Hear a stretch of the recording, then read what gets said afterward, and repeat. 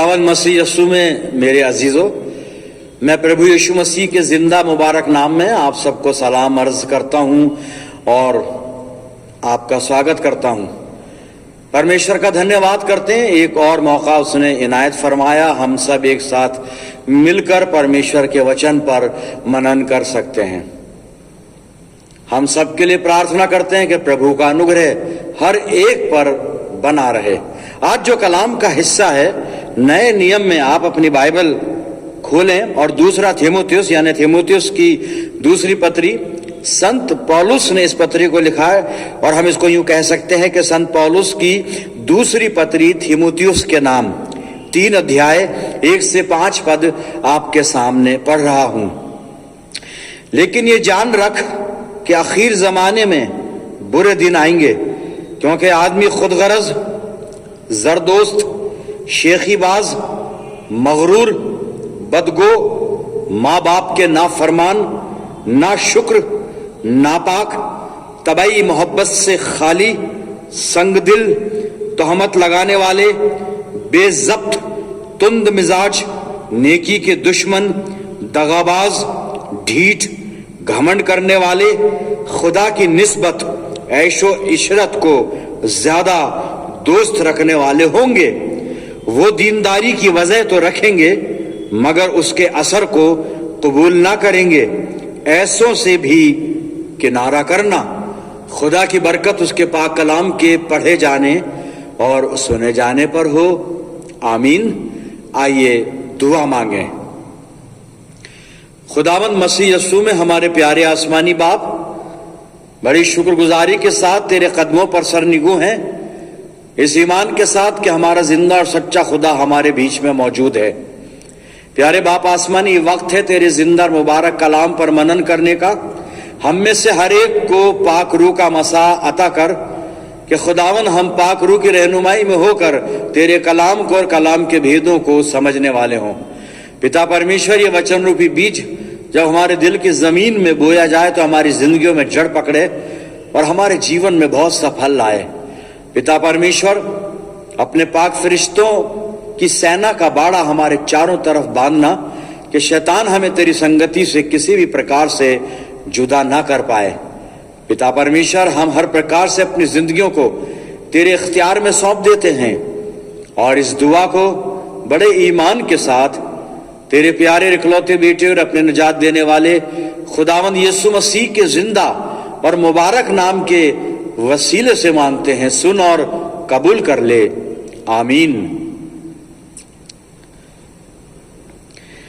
अजीज़ों, एक बार फिर परमेश्वर का धन्यवाद करते हैं आज के इस मुबारक दिन के लिए, और जबकि आज महीने का पहला इतवार है और हम इस वचन को सुनने के बाद आत्मा की तैयारी के साथ प्रभु यीशु मसीह की मेज में शिरकत करेंगे।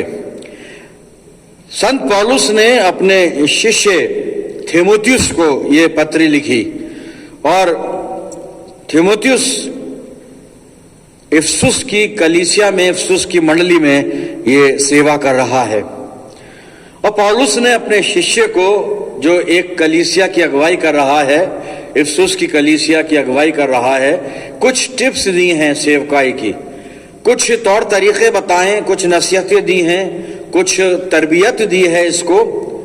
और यहां पर दूसरा थीमुथियुस 3 अध्याय के 1 से 5 पद में पौलुस ने थीमुथियुस को सावधान किया है कि आखिरी जमाने में, अंतिम समय में बुरे दिन आएंगे।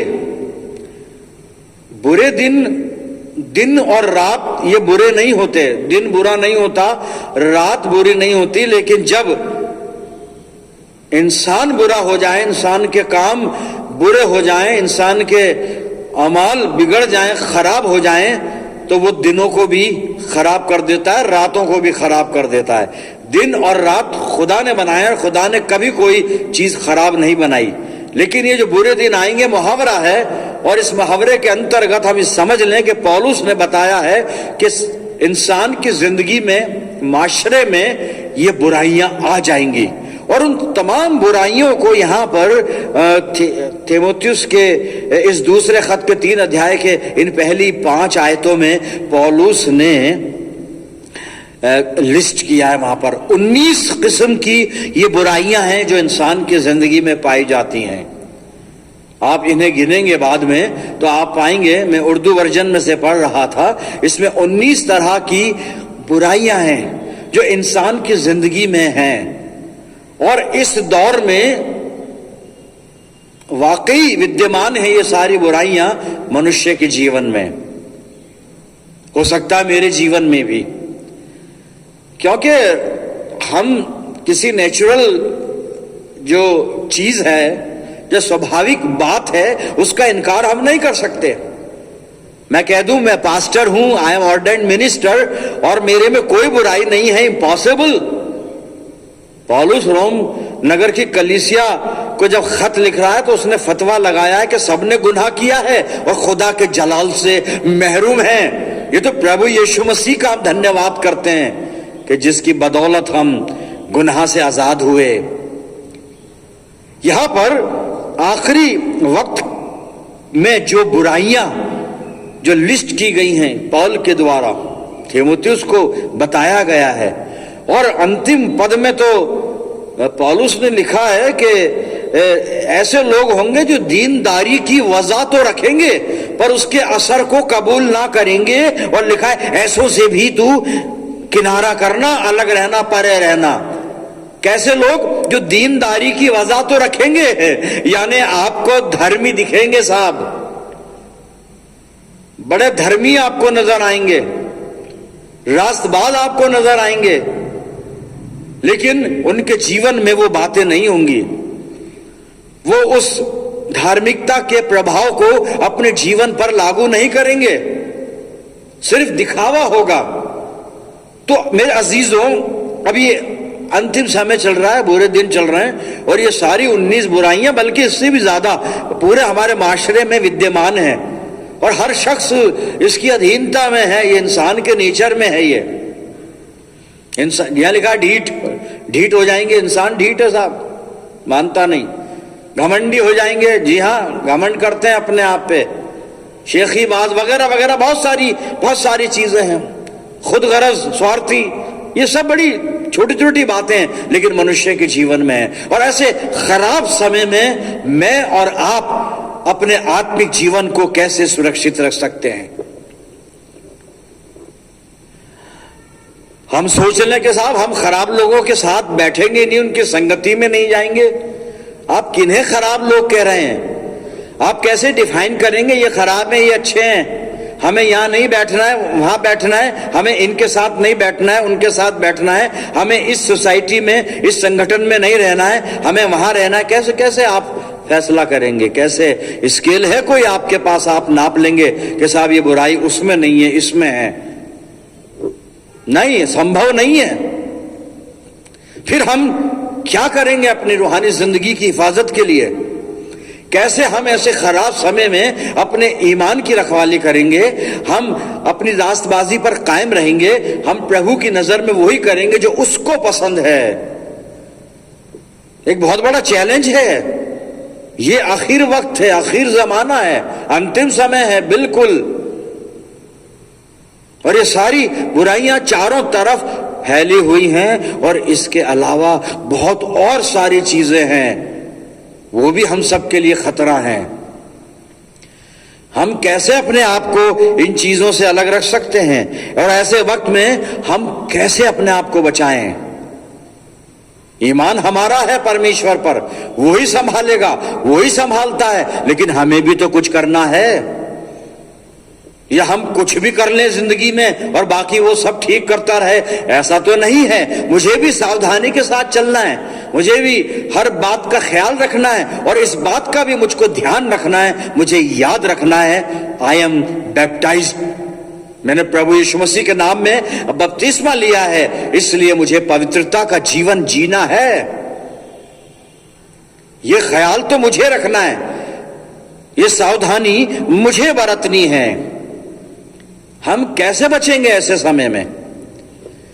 एक पद में पढ़ने जा रहा हूं, भजन संहिता 119। आप अपनी बाइबल अब खोल लें और 94 पद है इसका। सुनिएगा इस पद को। ये प्रार्थना है और यही प्रार्थना हमें करनी है। जिस आप दुआ तो हम सुबह शाम करते हैं, प्रार्थना तो हम बहुत करते हैं। जी हम प्रार्थना करते हैं, मैं भी करता हूं, बहुत लंबी दुआ करता हूं, लेकिन मेरी दुआ के एजेंडे अलग होते हैं। ये नहीं होते जो मैं बताना चाह रहा हूं, जो जबूर नवीस जो प्रार्थना कर रहा है। और विशेष तौर से ऐसे खराब समय में हम अपने धार्मिक जीवन, अपने आत्मिक जीवन को कैसे सुरक्षित रखें, वो प्रार्थना इस पद के अंदर है। भजन संहिता 119 और 94 पद देखिए क्या लिखा है यहां पे। मैं तेरा ही हूं, तू मेरा उद्धार कर, क्योंकि मैं तेरे उपदेशों की सुधि रखता हूं। आप कहेंगे बहुत सिंपल बात है पास्टर, हम इससे भी अच्छी दुआ करते हैं, हमारे सेंटेंस इससे भी अच्छे होते हैं। अभी अनफोल्ड नहीं हुआ है सेंटेंस साहब, आयत जो है अनफोल्ड नहीं हुई है, फोल्ड है अभी।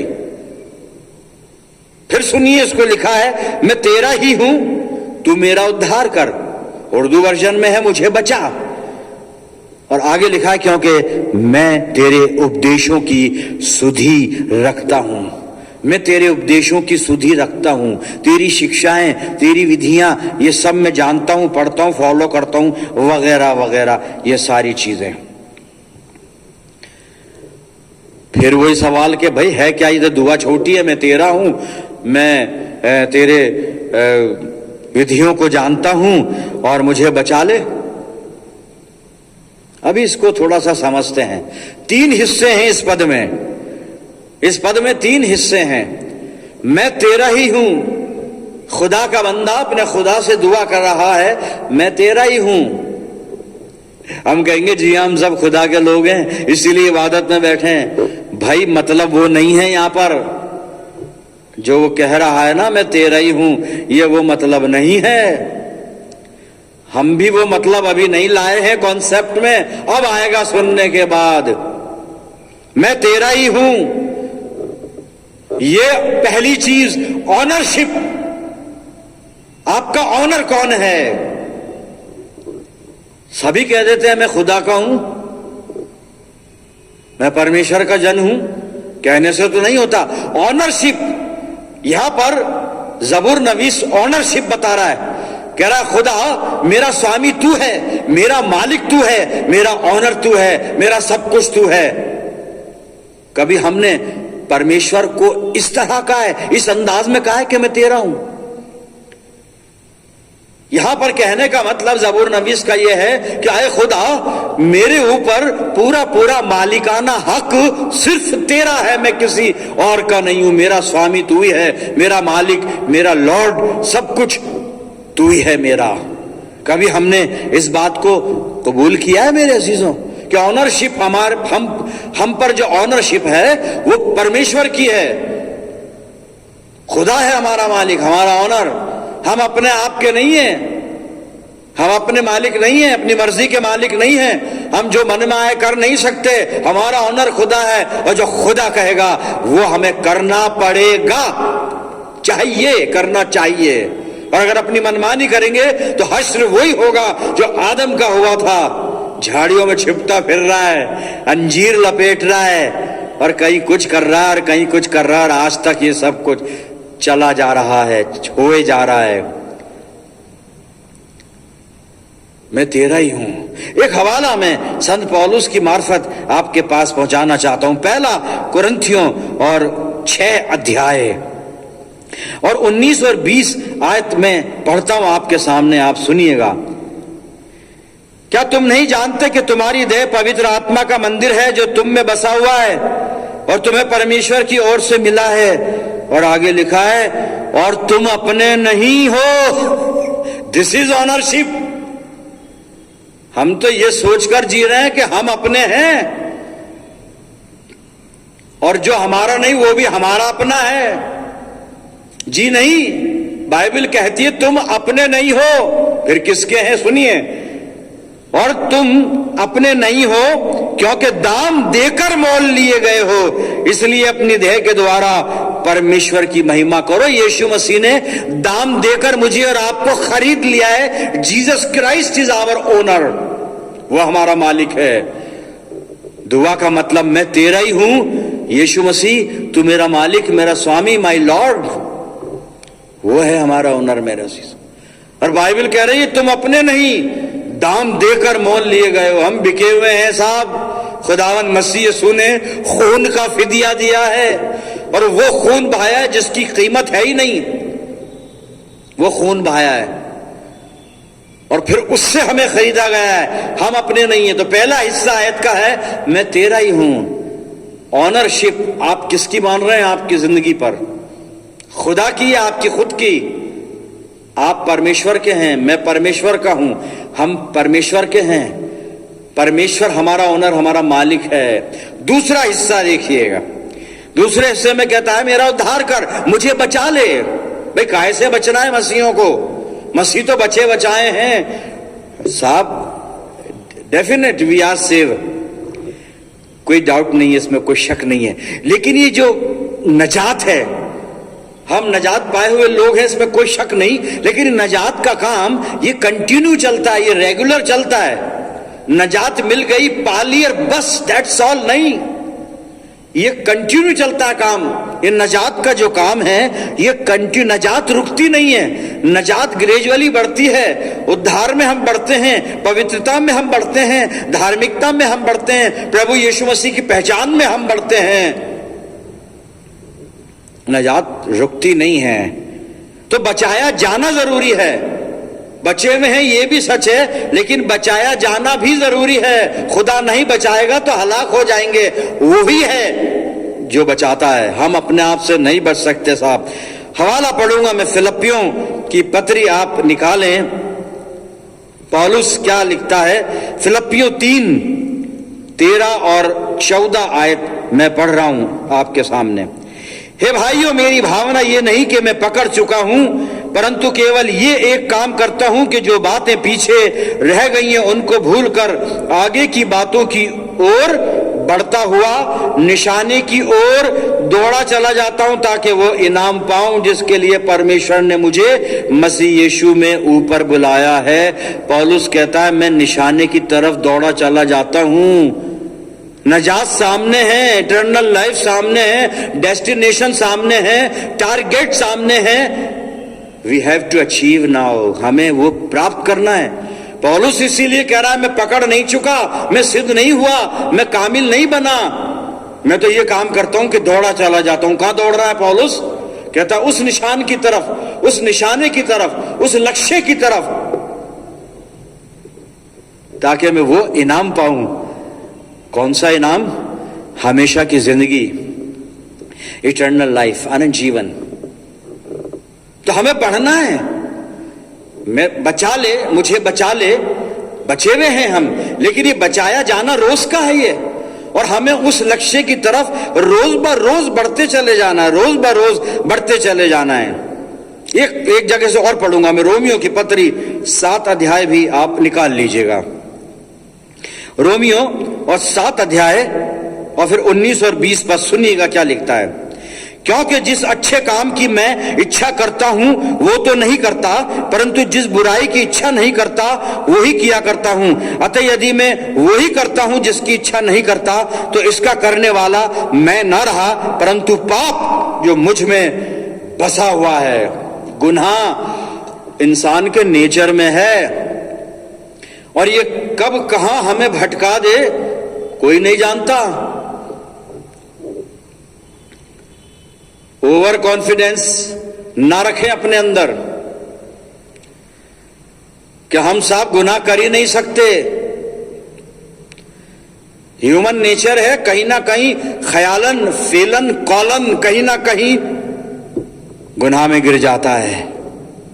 पौलुस यही कह रहा है, मैं अभागा व्यक्ति हूं, मैं जिस अच्छाई का इरादा करता हूं वो तो मुझसे होती नहीं, और जो बुराई करना नहीं चाहता वो कर गुजरता हूं।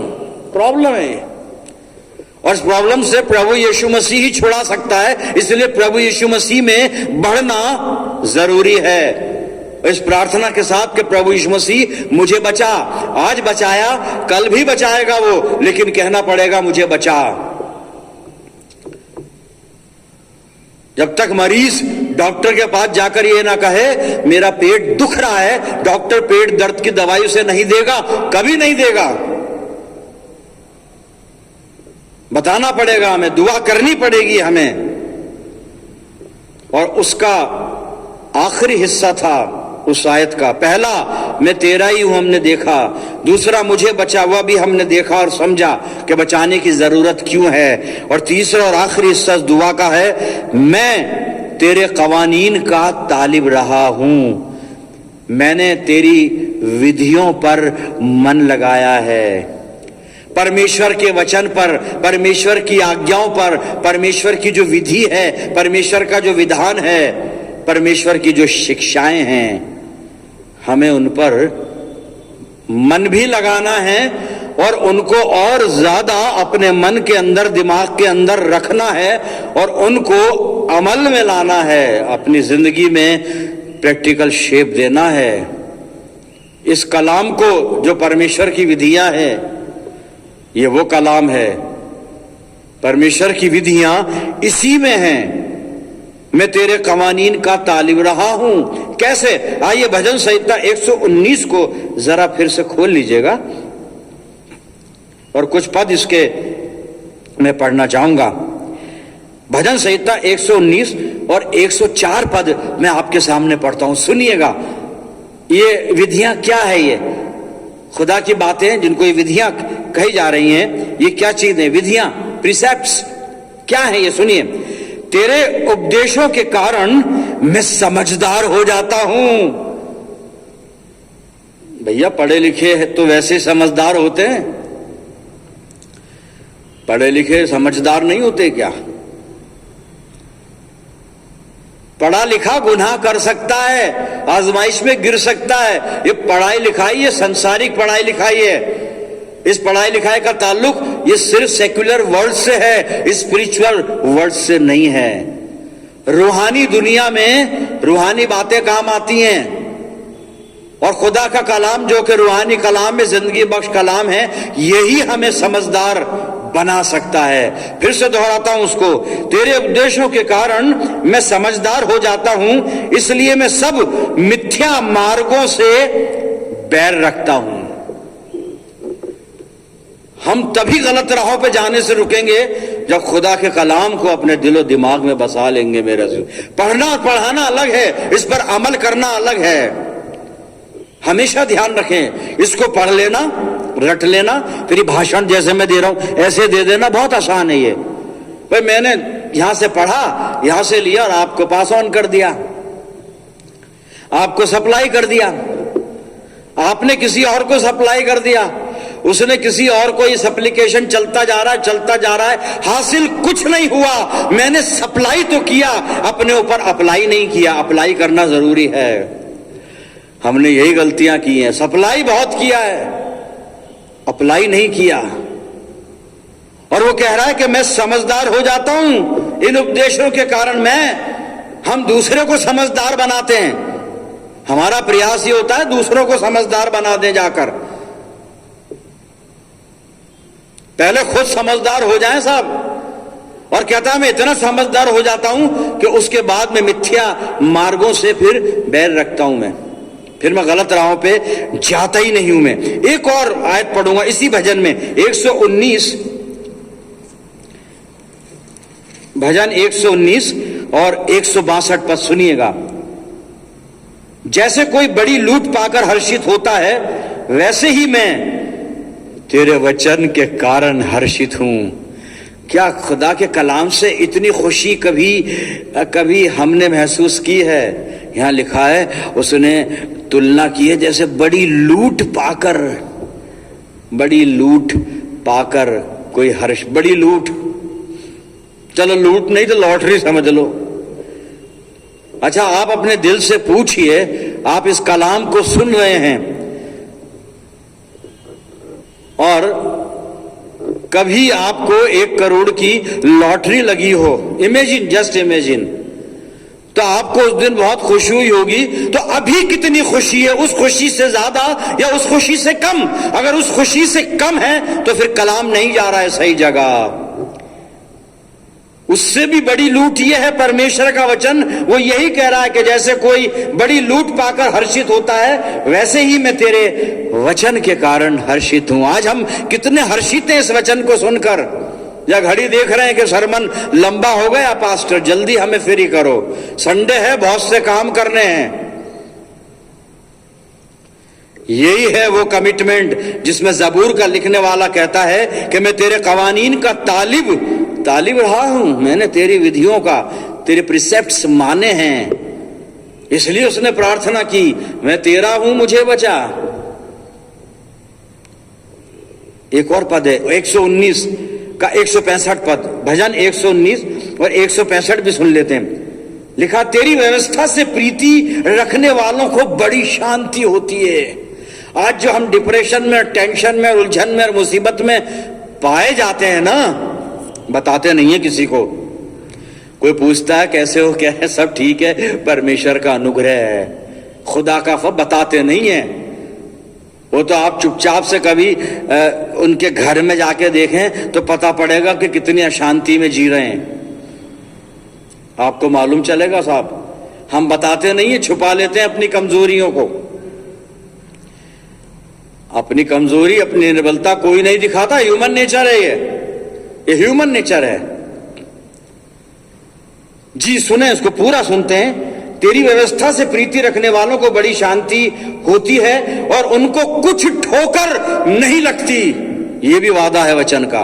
कोई ठोकर, हमें ठोकरें इसलिए लगती है, हमें ठेस दिल में इसलिए लगती है, कई बार हमारा दिल टूटता है, कई बार हम डिप्रेशन में जाते हैं, टेंशन होती है, घर में क्लेश होता है, डिस्प्यूट होता है, भाई भाई के बीच में, भाई बहन के बीच में, बहन भाई के बीच में, हस्बैंड वाइफ के बीच में, बच्चों के बीच में, बहुत कुछ ये है साहब, हकीकत है।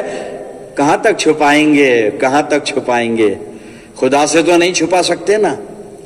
लेकिन परमेश्वर ने मुझे और आपको आनंद के लिए चुना है, बरकतों के लिए चुना है और एक खुशहाल जिंदगी जीने के लिए चुना है मेरे अजीजों। और ये तब होगा जब हम इस प्रार्थना के साथ अपने प्रभु यीशु मसीह को पुकारें, प्रभु मैं तेरा हूं, तू मेरा ऑनर, तू मेरा मालिक है, मुझे बचा, इन 19 बुराइयों से मुझे बचा के रख, मेरी रक्षा कर, मेरी हिफाजत कर।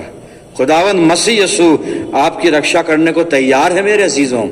केवल आपको पुकारना पड़ेगा। हम दुआ से करते हैं, बेशक करते हैं, लेकिन इस प्रकार से नहीं करते, क्लियर कॉन्सेप्ट के साथ, जो 3 देखे, ऑनरशिप उसकी एक्सेप्ट कर लें कि हमारा मालिक सिर्फ तू है। प्रभु यीशु मसीह हमारा मालिक है, उसने खून देकर मुझे और आपको खरीदा है। अभी हमने सुना था पौलुस की ज़बानी कुरिन्थियों की पत्री में से, हम खरीदे हुए लोग हैं, खरीद लिया है, हमें अपने नहीं हैं, हम प्रभु यीशु मसीह के हैं। तो उसकी ऑनरशिप को मान ले, फिर उससे रिक्वेस्ट कर हमें बचा। ओवर कॉन्फिडेंट ना हो कि हम तो बच्चे में हैं, दूध के धुले हैं, पारसा हैं, वगैरह वगैरह, पास्टर हूं, ये हूं, वो हूं। अरे भाई, नजात का काम तो रोज ब रोज आगे बढ़ता है, चलता है, उद्धार रुकता थोड़ी ना है। और उसके बाद सावधान हो जाएं, उसकी विधियों पर, उसकी प्रिसेप्ट्स पर हमेशा ध्यान लगा के रखें। अपनी जिंदगियों को हम प्रभु यीशु मसीह के हाथों में उसी ऑनरशिप के साथ सौंप दें कि प्रभु तू ही हमारा ऑनर है। हमारी जिंदगियों को अपने हाथ में ले और वर्तमान संसार की इन तमाम बुराइयों से हमें सुरक्षित रख। पवित्र आत्मा की अगुवाई करेगा, आपका मार्गदर्शन करेगा, हर तरह आपको सिखाएगा कि आप कैसे प्रार्थना करें। केवल अपना जीवन हम प्रभु यीशु मसीह को समर्पित कर दें, पूरे समर्पण के साथ। आइए प्रार्थना करें।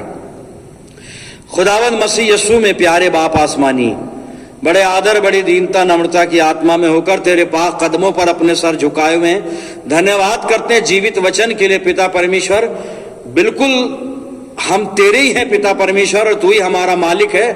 प्रभु यीशु मसीह हमारा ओनर है, जिसने अपने खून का फिदिया देकर हमें खरीदा है।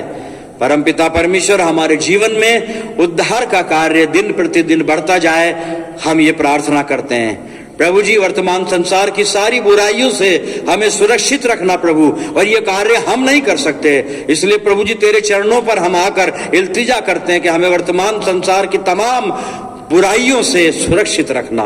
अपना जीवन तुझे सौंपते हैं पिता। मैं प्रार्थना करता हूं जितने इस दुआ को सुन रहे हैं, जितने इस दुआ में सम्मिलित हैं, इन सब अजीजों पर तेरी शफकत, रहमत और बरकत का साया हमेशा बना रहे।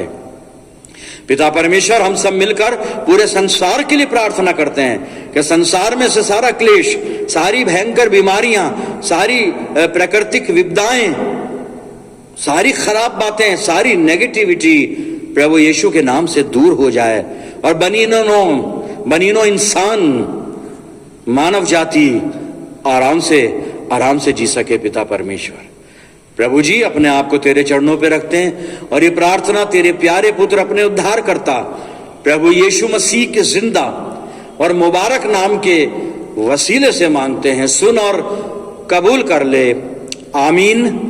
अब हमारे प्रभु यीशु मसीह का अनुग्रह, पिता परमेश्वर का प्रेम, पवित्र आत्मा की सहभागिता हम सब के साथ, समस्त विश्वासियों के साथ, हमारी सब कलीसियाओं के साथ अब से लेकर हमेशा तक होती रहे। आमीन।